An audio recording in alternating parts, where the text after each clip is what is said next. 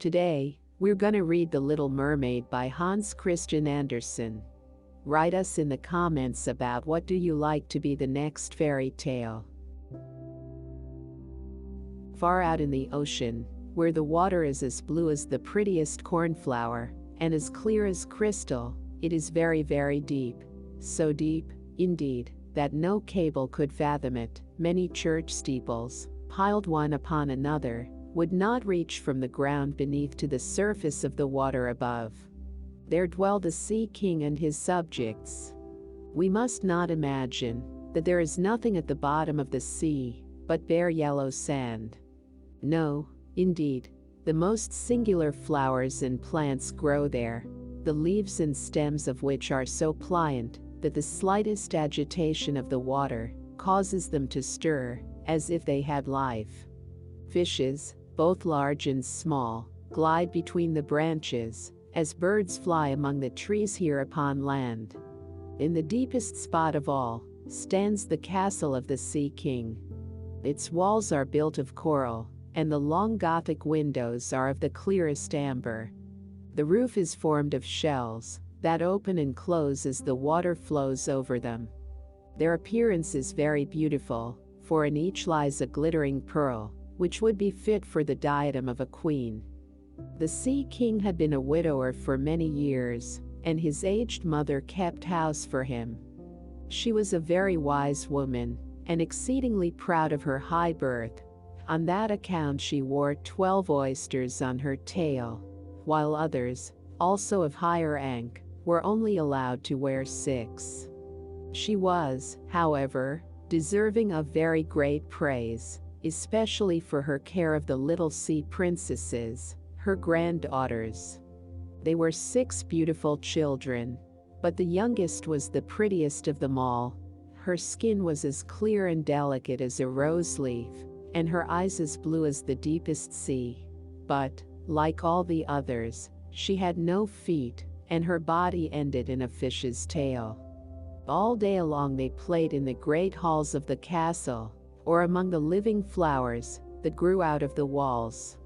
The large amber windows were open, and the fish swam in, just as the swallows fly into our houses when we open the windows, excepting that the fishes swam up to the princesses, ate out of their hands, and allowed themselves to be stroked. Outside the castle there was a beautiful garden, in which grew bright red and dark blue flowers, and blossoms like flames of fire.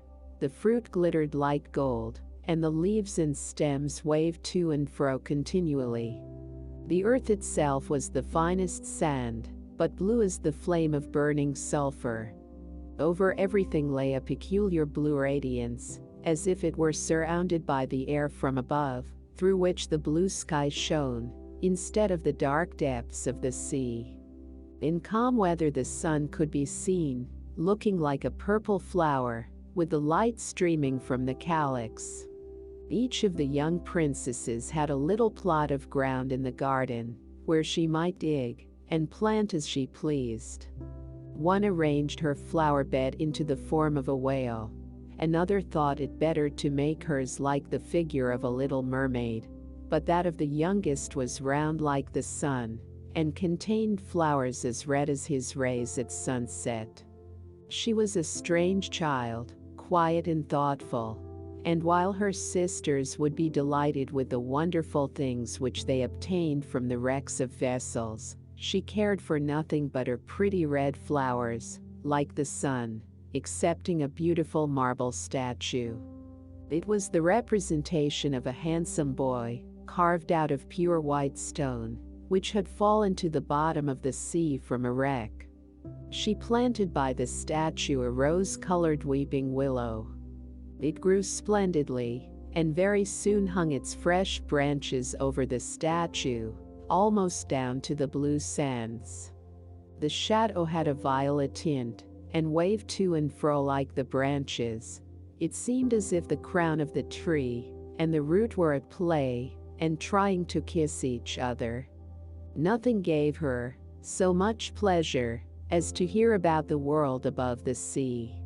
She made her old grandmother tell her all she knew of the ships, and of the towns, the people and the animals.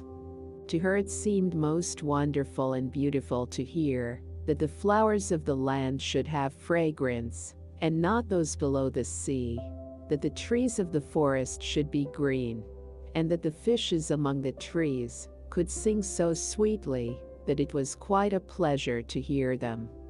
Her grandmother called the little birds fishes, or she would not have understood her, for she had never seen birds. "When you have reached your 15th year," said the grandmother, "you will have permission to rise up out of the sea, to sit on the rocks in the moonlight, while the great ships are sailing by, and then you will see both forests and towns." In the following year, one of the sisters would be 15, but as each was a year younger than the other, the youngest would have to wait 5 years before her turn came to rise up from the bottom of the ocean and see the earth as we do. However, each promised to tell the others what she saw on her first visit and what she thought the most beautiful, for their grandmother could not tell them enough. There were so many things on which they wanted information. None of them longed so much for her turn to come as the youngest, she who had the longest time to wait, and who was so quiet and thoughtful.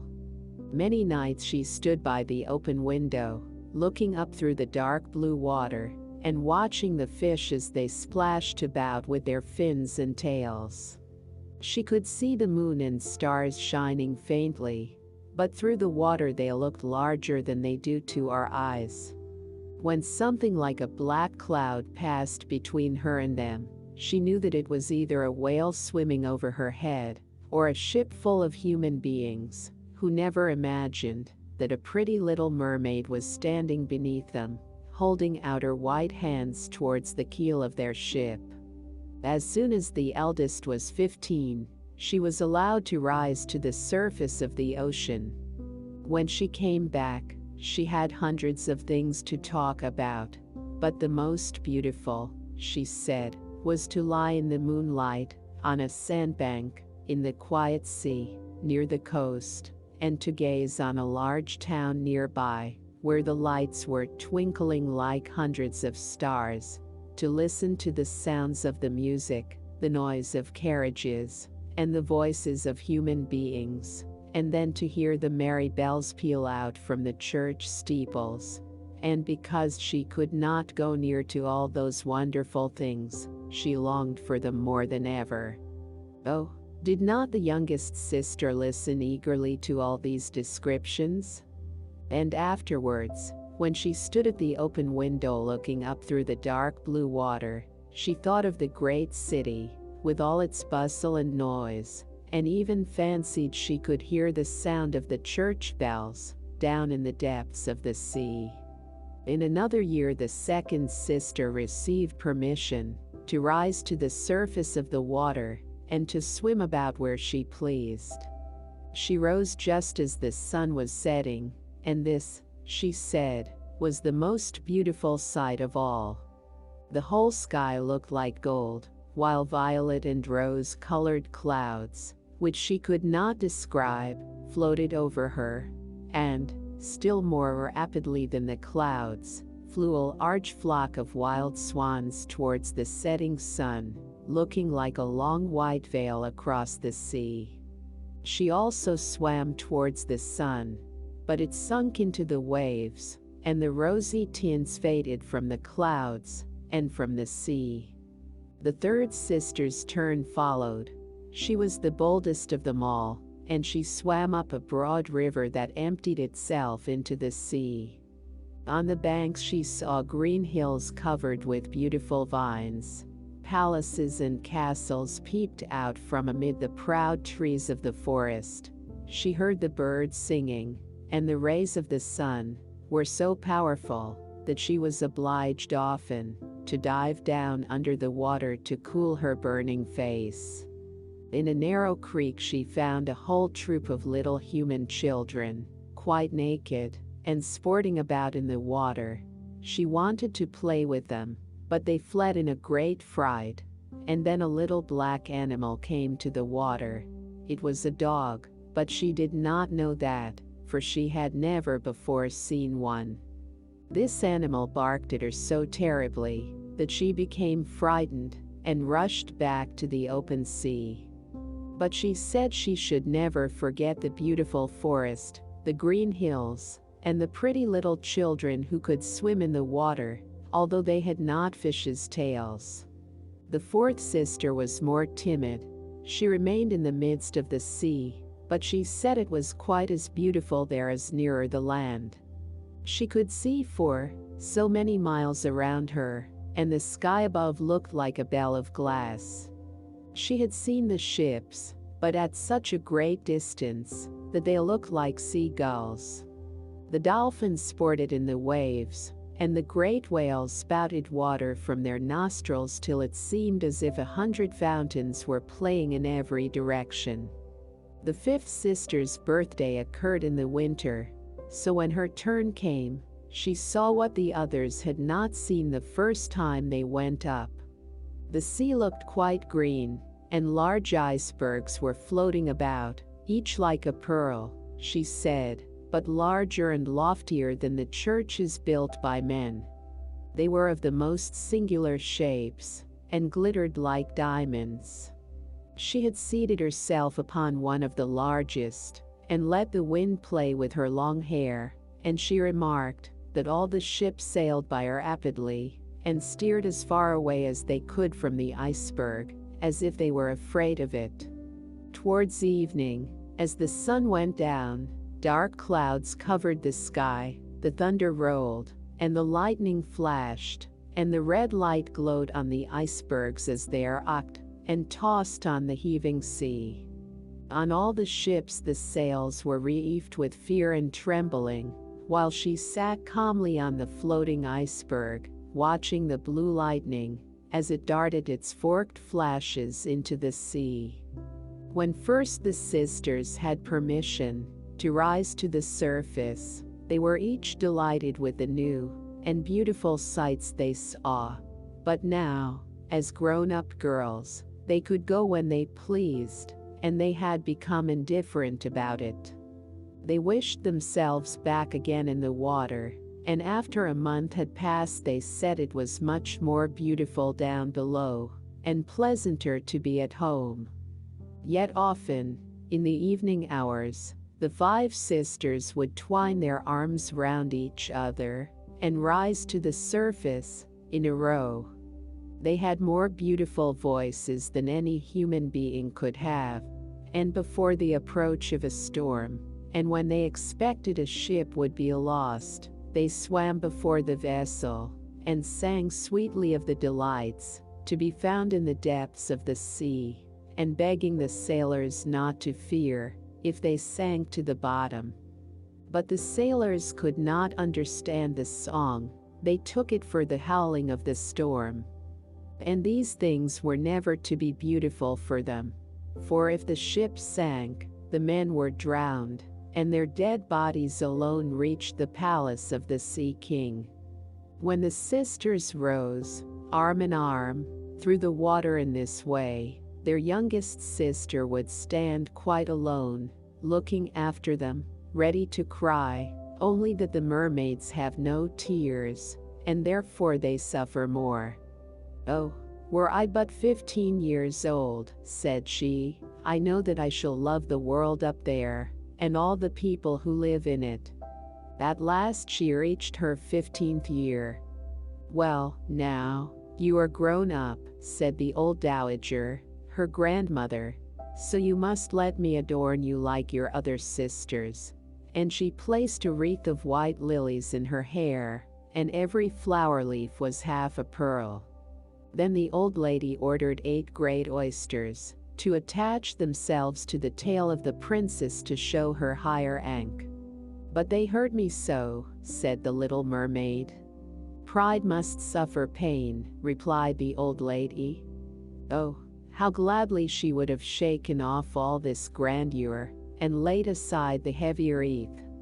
The red flowers in her own garden would have suited her much better, but she could not help herself, so she said, "Farewell," and rose as lightly as a bubble to the surface of the water. The sun had just set as she raised her head above the waves, but the clouds were tinted with crimson and gold, and through the glimmering twilight beamed the evening star in all its beauty. The sea was calm, and the air mild and fresh. A large ship, with 3 masts, lay becalmed on the water, with only one sail set, for not a breeze stiffed, and the sailors sat idle on deck, or amongst the rigging. There was music and song on board, and, as darkness came on, 100 colored lanterns were lighted, as if the flags of all nations waved in the air. The little mermaid swam close to the cabin windows, and now and then, as the waves lifted her up, she could look in through clear glass window panes and see a number of well-dressed people within. Among them was a young prince, the most beautiful of all, with large black eyes. He was 16 years of age, and his birthday was being kept with much rejoicing. The sailors were dancing on deck, but when the prince came out of the cabin, more than 100 rockets rose in the air, making it as bright as day. The little mermaid was so startled that she dived underwater, and when she again stretched out her head, it appeared as if all the stars of heaven were falling around her. She had never seen such fireworks before. Great suns spurted fire about, splendid fireflies flew into the blue air, and everything was reflected in the clear, calm sea beneath. The ship itself was so brightly illuminated that all the people, and even the smallest rope, could be distinctly and plainly seen. And how handsome the young prince looked, as he pressed the hands of all present and smiled at them, while the music resounded through the clear night air. It was very late, yet the little mermaid could not take her eyes from the ship, or from the beautiful prince. The colored lanterns had been extinguished, no more rockets rose in the air, and the cannon had ceased firing, but the sea became restless, and a moaning, grumbling sound could be heard beneath the waves. Still the little mermaid remained by the cabin window, rocking up and down on the water, which enabled her to look in. After a while, the sails were quickly unfurled, and the noble ship continued her passage, but soon the waves rose higher, heavy clouds darkened the sky, and lightning appeared in the distance. A dreadful storm was approaching. Once more the sails were reefed, and the great ship pursued her flying course over the raging sea. The waves rose mountains high, as if they would have overtopped the mast, but the ship dived like a swan between them, and then rose again on their lofty, foaming crests. To the little mermaid this appeared pleasant sport, not so to the sailors. At length the ship groaned and creaked. The thick planks gave way under the lashing of the sea as it broke over the deck. The mainmast snapped asunder like a reed. The ship lay over on her side, and the water rushed in. The little mermaid now perceived that the crew were in danger. Even she herself was obliged to be careful, to avoid the beams and planks of the wreck which lay scattered on the water. At one moment it was so pitch dark that she could not see a single object, but a flash of lightning revealed the whole scene. She could see every one who had been on board excepting the prince. When the ship parted, she had seen him sink into the deep waves, and she was glad, for she thought he would now be with her. And then she remembered that human beings could not live in the water, so that when he got down to her father's palace he would be quite dead. But he must not die. So she swam about among the beams and planks which strewed the surface of the sea, forgetting that they could crush her to pieces. Then she dived deeply under the dark waters, rising and falling with the waves, till at length she managed to reach the young prince, who was fast losing the power of swimming in that stormy sea. His limbs were failing him, his beautiful eyes were closed, and he would have died, had not the little mermaid come to his assistance. She held his head above the water and let the waves drift them where they would. In the morning the storm had ceased, but of the ship not a single fragment could be seen. The sun rose up red and glowing from the water, and its beams brought back the hue of health to the prince's cheeks, but his eyes remained closed. The mermaid kissed his high, smooth forehead and stroked back his wet hair. He seemed to her like the marble statue in her little garden, and she kissed him again and wished that he might live. Presently they came in sight of land. She saw lofty blue mountains, on which the white snow rested, as if a flock of swans were lying upon them. Near the coast were beautiful green forests, and close by stood a large building, whether a church or a convent she could not tell. Orange and citron trees grew in the garden, and before the door stood lofty palms. The sea here formed a little bay, in which the water was quite still, but very deep, so she swam with the handsome prince to the beach, which was covered with fine, white sand, and there she laid him in the warm sunshine, taking care to raise his head higher than his body. Then bells sounded in the large white building, and a number of young girls came into the garden. The little mermaid swam out farther from the shore and placed herself between some higher rocks that rose out of the water. Then she covered her head and neck with the foam of the sea, so that her little face might not be seen, and watched to see what would become of the poor prince. She did not wait long before she saw a young girl approach the spot where he lay. She seemed frightened at first, but only for a moment. Then she fetched a number of people, and the mermaid saw that the prince came to life again, and smiled upon those who stood round him. But to her, he sent no smile. He knew not that she had saved him. This made her very unhappy, and when he was led away into the great building, she dived down sorrowfully into the water and returned to her father's castle. She had always been silent and thoughtful, and now she was more so than ever. Her sisters asked her what she had seen during her first visit to the surface of the water, but she would tell them nothing. Many an evening and morning did she rise to the place where she had left the prince. She saw the fruits in the garden ripen till they were gathered, the snow on the tops of the mountains melt away, but she never saw the prince, and therefore she returned home, always more sorrowful than before. It was her only comfort to sit in her own little garden and fling her arm round the beautiful marble statue which was like the prince, but she gave up tending her flowers, and they grew in wild confusion over the paths, twining their long leaves and stems round the branches of the trees, so that the whole place became dark and gloomy. At length she could bear it no longer, and told one of her sisters all about it. Then the others heard the secret, and very soon it became known to two mermaids whose intimate friend happened to know who the prince was. She had also seen the festival on board ship, and she told them where the prince came from and where his palace stood. "Come, little sister," said the other princesses. Then they entwined their arms and rose up in a long row to the surface of the water, close by the spot where they knew the prince's palace stood. It was built of bright yellow shining stone, with long flights of marble steps, one of which reached quite down to the sea. Splendid gilded cupolas rose over the roof, and between the pillars that surrounded the whole building stood lifelike statues of marble.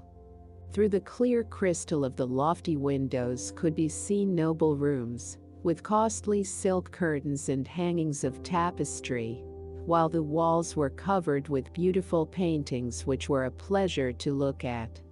In the center of the largest saloon, a fountain threw its sparkling jets high up into the glass cupola of the ceiling, through which the sun shone down upon the water and upon the beautiful plants growing round the basin of the fountain. Now that she knew where he lived, she spent many an evening and many a night on the water near the palace. She would swim much nearer the shore than any of the others ventured to do. Indeed, once she went quite up the narrow channel under the marble balcony, which threw a broad shadow on the water. Here she would sit and watch the young prince, who thought himself quite alone in the bright moonlight. She saw him many times of an evening sailing in a pleasant boat, with music playing and flags waving. She peeped out from among the green rushes, and if the wind caught her long silvery white veil, those who saw it believed it to be a swan, spreading out its wings. On many a night, too, when the fishermen, with their torches, were out at sea, she heard them relate so many good things about the doings of the young prince, that she was glad she had saved his life when he had been tossed about half dead on the waves. And she remembered that his head had rested on her bosom, and how heartily she had kissed him, but he knew nothing of all this, and could not even dream of her. She grew more and more fond of human beings, and wished more and more to be able to wander about with those whose world seemed to be so much larger than her own. They could fly over the sea in ships, and mount the high hills which were far above the clouds, and the lands they possessed, their woods and their fields, stretched far away beyond the reach of her sight. There was so much that she wished to know, and her sisters were unable to answer all her questions. Then she applied to her old grandmother, who knew all about the upper world, which she very rightly called the lands above the sea. "If human beings are not drowned," asked the little mermaid, "can they live forever? Do they never die as we do here in the sea?" "Yes," replied the old lady, "they must also die, and their term of life is even shorter than ours. We sometimes live to 300 years, but when we cease to exist here we only become the foam on the surface of the water, and we have not even a grave down here of those we love. We have not immortal souls, we shall never live again, but, like the green seaweed, when once it has been cut off, we can never flourish more. Human beings, on the contrary, have a soul which lives forever, lives after the body has been turned to dust. It rises up through the clear pure air beyond the glittering stars. As we rise out of the water, and behold all the land of the earth, so do their eyes to unknown and glorious regions which we shall never see. Why have not we an immortal soul?" asked the little mermaid mournfully. "I would give gladly all the hundreds of years that I have to live, to be a human being only for one day, and to have the hope of knowing the happiness of that glorious world above the stars." "You must not think of that," said the old woman. "We feel ourselves to be much happier and much better off than human beings." "So I shall die," said the little mermaid, "and as the foam of the sea I shall be driven about never again to hear the music of the waves, or to see the pretty flowers nor the red sun. Is there anything I can do to win an immortal soul?" "No," said the old woman, "unless a man were to love you so much that you were more to him than his father or mother, and if all his thoughts and all his love were fixed upon you, and the priest placed his right hand in yours, and he promised to be true to you here and hereafter, then his soul would glide into your body and you would obtain a share in the future happiness of mankind. He would give a soul to you, and retain his own as well, but this can never happen. Your fish's tail, which amongst us is considered so beautiful, is thought on earth to be quite ugly. They do not know any better, and they think it necessary to have two stout props, which they call legs, in order to be handsome." Then the little mermaid sighed, and looked sorrowfully at her fish's tail. "Let us be happy," said the old lady, "and dart and spring about during the 300 years that we have to live, which is really quite long enough. After that we can rest ourselves all the better. This evening we are going to have a court ball. It is one of those splendid sights which we can never see on earth." The walls and the ceiling of the large ballroom were of thick, but transparent crystal. Hundreds of colossal shells, some of a deep red, others of a grass green, stood on each side in rows, with blue fire in them, which lighted up the whole saloon, and shone through the walls, so that the sea was also illuminated. Innumerable fishes, great and small, swam past the crystal walls. On some of them the scales glowed with a purple brilliancy, and on others they shone like silver and gold. Through the halls flowed a broad stream, and in it danced the mermen and the mermaids to the music of their own sweet singing.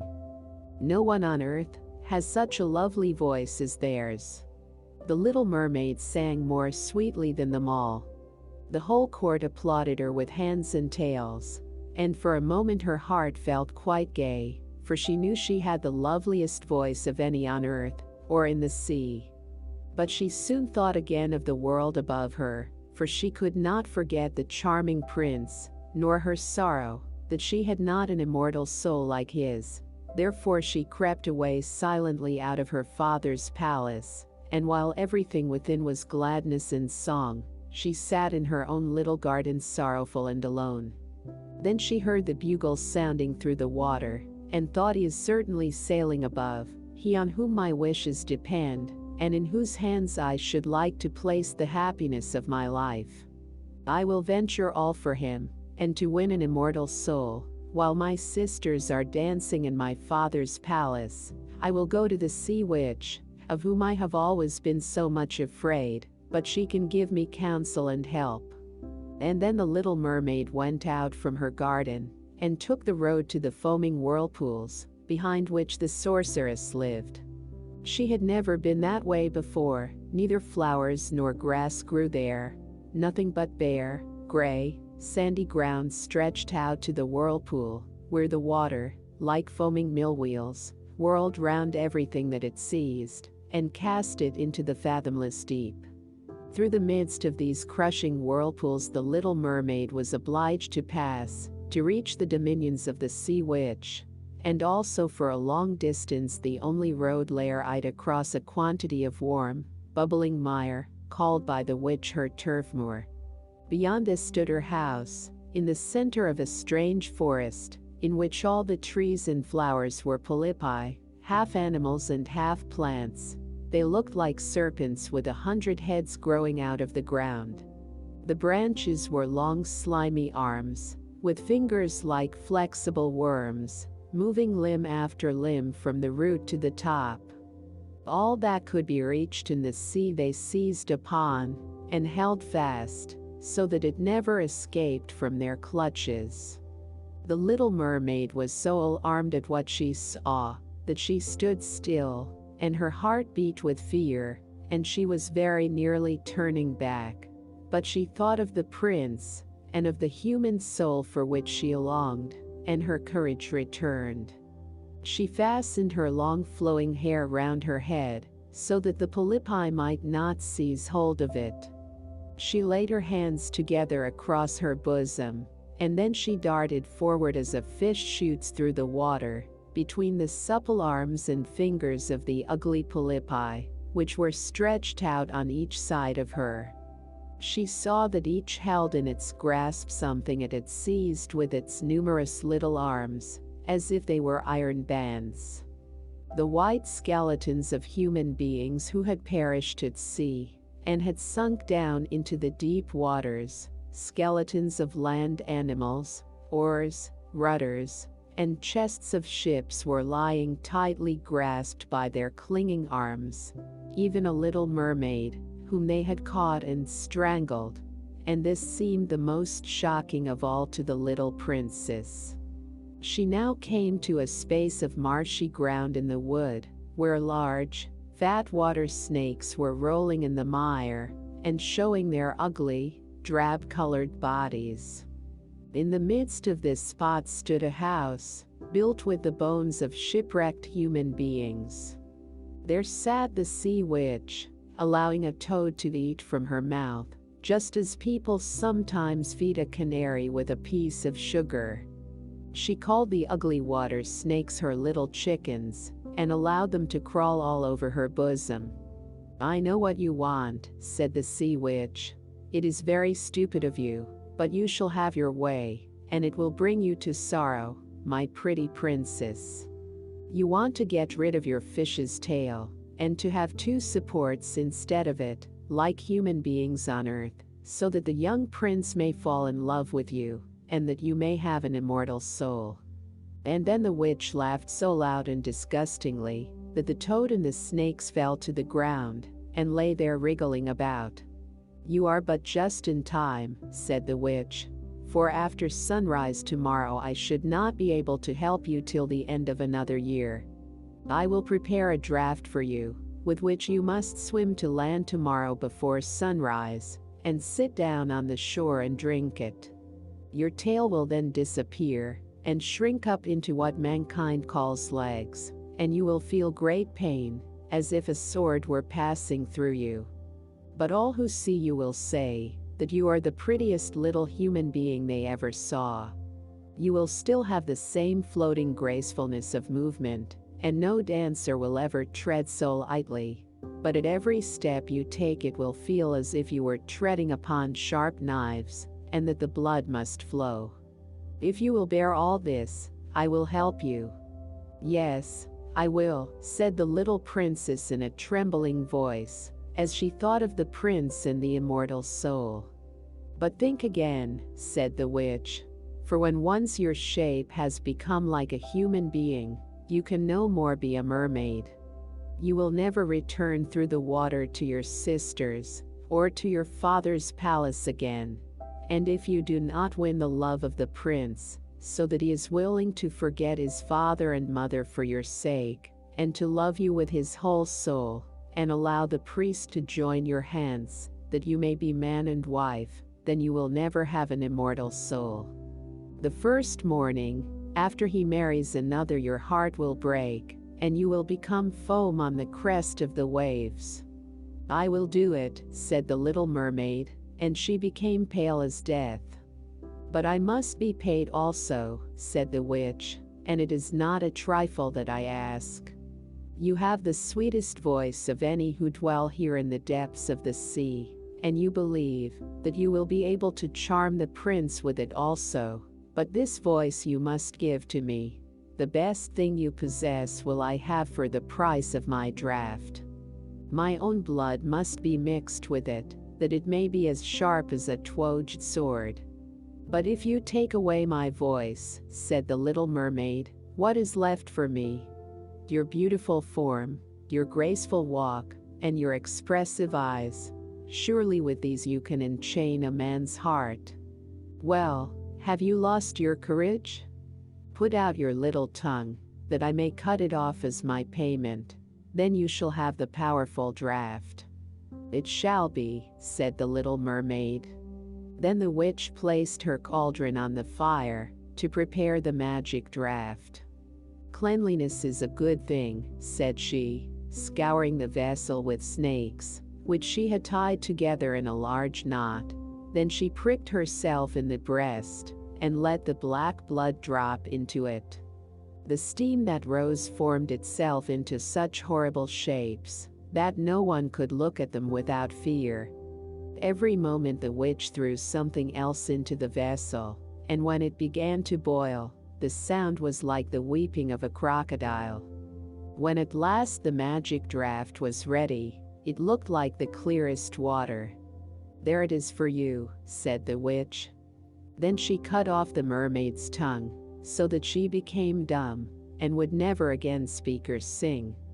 "If the polypi should seize hold of you as you return through the wood," said the witch, "throw over them a few drops of the potion, and their fingers will be torn into 1,000 pieces." But the little mermaid had no occasion to do this, for the polypi sprang back in terror, when they caught sight of the glittering draught, which shone in her hand like a twinkling star. So she passed quickly through the wood and the marsh, and between the rushing whirlpools. She saw that in her father's palace the torches in the ballroom were extinguished, and all within asleep, but she did not venture to go into them, for now she was dumb and going to leave them forever. She felt as if her heart would break. She stole into the garden, took a flower from the flower beds of each of her sisters, kissed her hand 1,000 times towards the palace, and then rose up through the dark blue waters. The sun had not risen when she came in sight of the prince's palace and approached the beautiful marble steps, but the moon shone clear and bright. Then the little mermaid drank the magic draught, and it seemed as if a two-edged sword went through her delicate body. She fell into a swoon and lay like one dead. When the sun arose and shone over the sea, she recovered and felt a sharp pain, but just before her stood the handsome young prince. He fixed his coal-black eyes upon her so earnestly that she cast down her own, and then became aware that her fish's tail was gone, and that she had as pretty a pair of white legs and tiny feet as any little maiden could have, but she had no clothes, so she wrapped herself in her long thick hair. The prince asked her who she was, and where she came from, and she looked at him mildly and sorrowfully with her deep blue eyes, but she could not speak. Every step she took was as the witch had said it would be. She felt as if treading upon the points of needles or sharp knives, but she bore it willingly, and stepped as lightly by the prince's side as a soap bubble, so that he and all who saw her wondered at her graceful swaying movements. She was very soon arrayed in costly robes of silk and muslin, and was the most beautiful creature in the palace, but she was dumb, and could neither speak nor sing. Beautiful female slaves, dressed in silk and gold, stepped forward and sang before the prince and his royal parents. One sang better than all the others, and the prince clapped his hands and smiled at her. This was great sorrow to the little mermaid.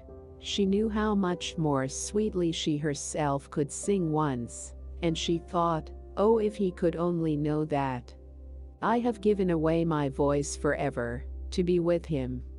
The slaves next performed some pretty fairy-like dances, to the sound of beautiful music. Then the little mermaid raised her lovely white arms, stood on the tips of her toes, and glided over the floor, and danced as no one yet had been able to dance. At each moment her beauty became more revealed, and her expressive eyes appealed more directly to the heart than the songs of the slaves. Every one was enchanted, especially the prince, who called her his little foundling, and she danced again quite readily, to please him, though each time her foot touched the floor it seemed as if she trod on sharp knives. The prince said she should remain with him always, and she received permission to sleep at his door, on a velvet cushion. He had a page's dress made for her, that she might accompany him on horseback. They rode together through the sweet-scented woods, where the green boughs touched their shoulders, and the little birds sang among the fresh leaves. She climbed with the prince to the tops of high mountains, and although her tender feet bled, so that even her steps were marked, she only laughed, and followed him till they could see the clouds beneath them looking like a flock of birds traveling to distant lands. While at the prince's palace, and when all the household were asleep, she would go and sit on the broad marble steps, for it eased her burning feet to bathe them in the cold sea water, and then she thought of all those below in the deep. Once during the night her sisters came up arm in arm, singing sorrowfully, as they floated on the water. She beckoned to them, and then they recognized her, and told her how she had grieved them. After that, they came to the same place every night, and once she saw in the distance her old grandmother, who had not been to the surface of the sea for many years, and the old sea king, her father, with his crown on his head. They stretched out their hands towards her, but they did not venture so near the land as her sisters did.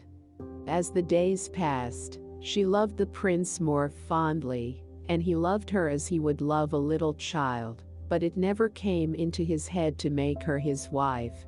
Yet, unless he married her, she could not receive an immortal soul, and, on the morning after his marriage with another, she would dissolve into the foam of the sea.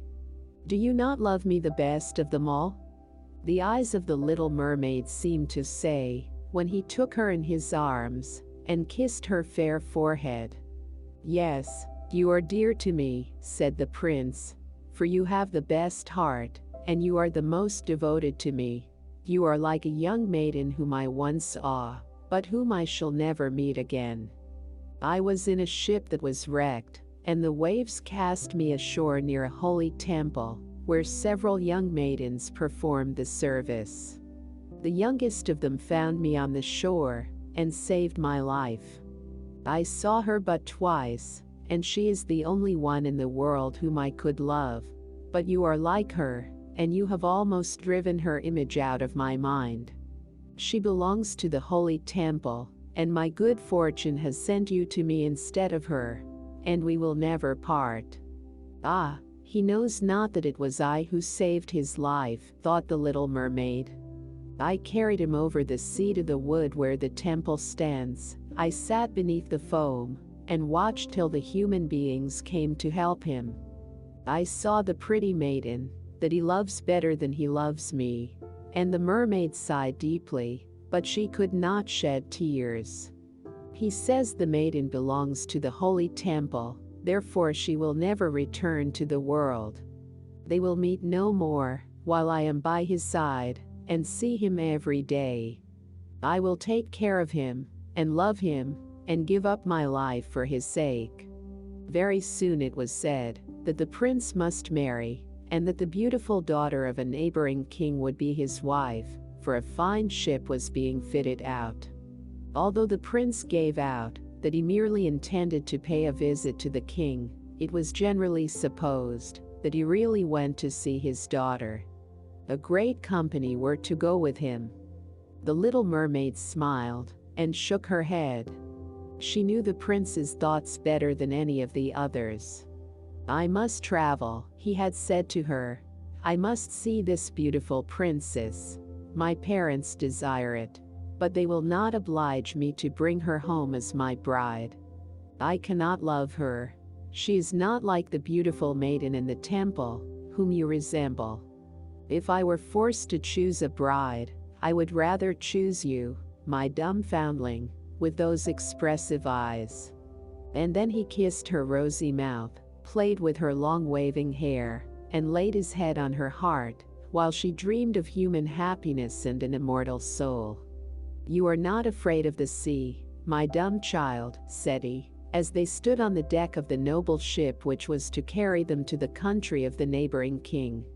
And then he told her of storm and of calm, of strange fishes in the deep beneath them, and of what the divers had seen there, and she smiled at his descriptions, for she knew better than any one what wonders were at the bottom of the sea. In the moonlight, when all on board were asleep, excepting the man at the helm, who was steering, she sat on the deck, gazing down through the clear water.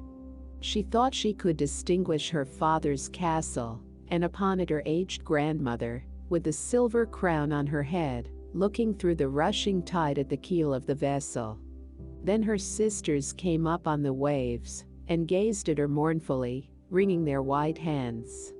She beckoned to them, and smiled, and wanted to tell them how happy and well off she was. But the cabin boy approached, and when her sisters dived down he thought it was only the foam of the sea which he saw. The next morning the ship sailed into the harbor of a beautiful town belonging to the king whom the prince was going to visit.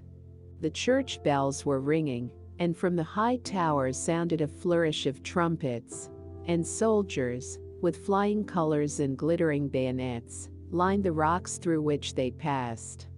Every day was a festival. Balls and entertainments followed one another. But the princess had not yet appeared. People said that she was being brought up and educated in a religious house, where she was learning every royal virtue. At last she came. Then the little mermaid, who was very anxious to see whether she was really beautiful, was obliged to acknowledge that she had never seen a more perfect vision of beauty. Her skin was delicately fair, and beneath her long dark eyelashes her laughing blue eyes shone with truth and purity. "It was you," said the prince, "who saved my life when I lay dead on the beach," and he folded his blushing bride in his arms. "Oh, I am too happy," said he to the little mermaid. "My fondest hopes are all fulfilled. You will rejoice at my happiness, for your devotion to me is great and sincere." The little mermaid kissed his hand and felt as if her heart were already broken. His wedding morning would bring death to her, and she would change into the foam of the sea. All the church bells rung, and the heralds rode about the town proclaiming the betrothal. Perfumed oil was burning in costly silver lamps on every altar. The priests waved the censers, while the bride and bridegroom joined their hands and received the blessing of the bishop. The little mermaid, dressed in silk and gold, held up the bride's train, but her ears heard nothing of the festive music, and her eyes saw not the holy ceremony. She thought of the night of death which was coming to her, and of all she had lost in the world. On the same evening the bride and bridegroom went on board ship. Cannons were roaring, flags waving, and in the center of the ship a costly tent of purple and gold had been erected. It contained elegant couches for the reception of the bridal pair during the night. The ship, with swelling sails and a favorable wind, glided away smoothly and lightly over the calm sea. When it grew dark, a number of colored lamps were lit, and the sailors danced merrily on the deck. The little mermaid could not help thinking of her first rising out of the sea, when she had seen similar festivities and joys, and she joined in the dance, poised herself in the air as a swallow when he pursues his prey, and all present cheered her with wonder. She had never danced so elegantly before. Her tender feet felt as if cut with sharp knives, but she cared not for it. A sharper pang had pierced through her heart. She knew this was the last evening she should ever see the prince, for whom she had forsaken her kindred and her home. She had given up her beautiful voice, and suffered unheard of pain daily for him, while he knew nothing of it. This was the last evening that she would breathe the same air with him, or gaze on the starry sky and the deep sea. An eternal night, without a thought or a dream, awaited her. She had no soul, and now she could never win one. All was joy and gaiety on board ship till long after midnight. She laughed and danced with the rest, while the thoughts of death were in her heart. The prince kissed his beautiful bride, while she played with his raven hair, till they went arm in arm to rest in the splendid tent. Then all became still on board the ship. The helmsman, alone awake, stood at the helm.